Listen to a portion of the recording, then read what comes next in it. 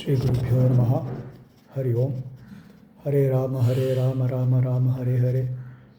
Hare Krishna, Krishna Krishna, Hare Hare. Page number 159 and 160. Part 5 Vedas. 4. White man's research and analysis. The good and bad aspects. In the condition that is prevailing now, we have to learn about our own religion and Vedas only from the research and analysis findings of the so-called Orientalists and Indologists, who are basically Westerners and the Indian followers. They have done human job all right, for which we have to be thankful with sincere gratitude. I do appreciate the many useful researches conducted by the people like Max Muller, who had real genuine respect for what the Vedas contained. They have taken a lot of pains and efforts to look for the materials from every nook and corner of this vast country, collect, organize, and publish their findings to be useful for the generations to come. There was one Sir William Jones, who was a judge in the Calcutta High Court more than 300 years back. He had started an ascetic society whose books on Vedas are astounding to say the least. Max Muller, with the help of the East India Company, had published Rig Veda with Bhashyam by Sayana. They have also published many other Hindu religious books of significance. Not only Englishmen, but many from France, Germany, and Russia have also done some wonderful jobs in researching Indian religious manuscripts. There have been such Westerners who used to celebrate the research, saying that their discoveries in the Hindu Vedas were more significant than Columbus' discovery of America. Think about it. Searching for a needle in a haystack may have been easier. Think of the disparities and problems in languages, backgrounds, comprehension, attitude, and of communications, transportation, and crude, if any, methods available those days for making copies.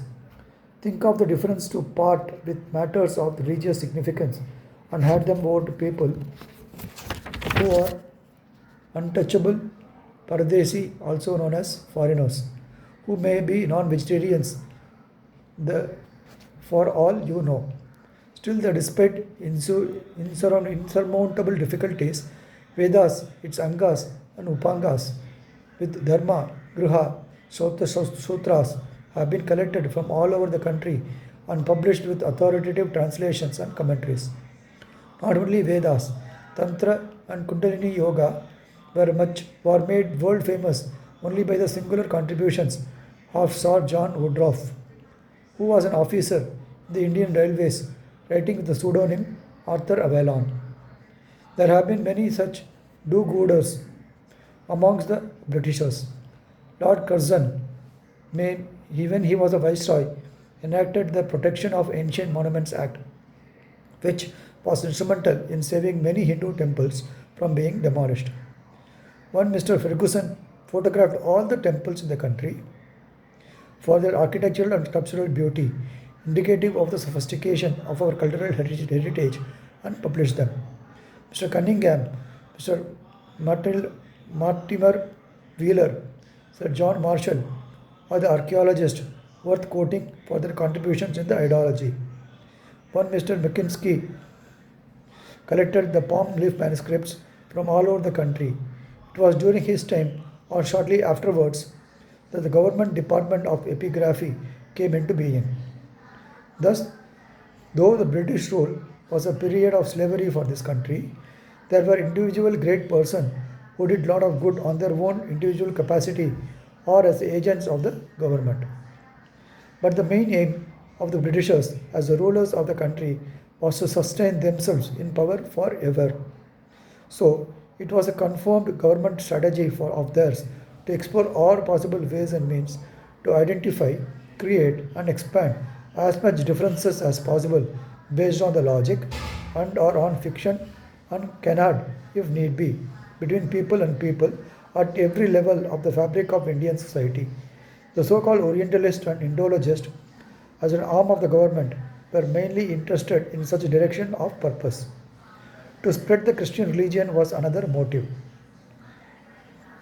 In the pretext of scientifically researching into the history of India, one of the major areas of efforts was to create the Aryan and Dravidian divide. Its name of the Pagathu Arivu Kolgai, meaning learn by differentiation.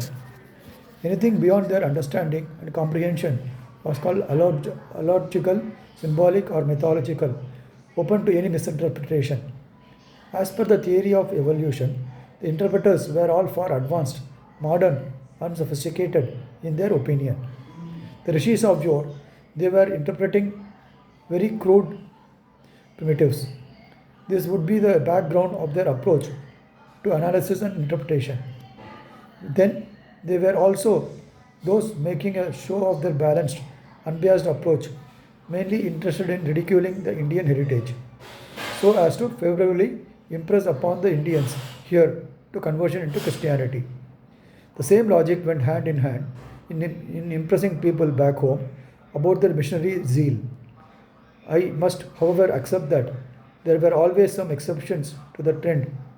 There were philologists and philosophers who were genuinely sincere and serious in their research, as they were motivated by the many parallels between English and Sanskrit language and the intrinsic value of the nuggets of ideas, thoughts and concepts of the Sanatana Dharma appealing to the inner man. They deserve our appreciation for their work and application. The very idea of learning, practicing, and spreading Vedas and Veda Karma activities is as to benefit all the life forms, the worlds, and the universe. Instead of that, intellectual analysis of the Vedas, which are essentially beyond the reach of the human comprehension, and to make huge books of what should be living in the human speech and action, was like keeping a living, useful animal in the museum. Sri Gurubhyo Namaha. Hari Om. Rama Rama Rama Rama Rama Rama Rama Rama.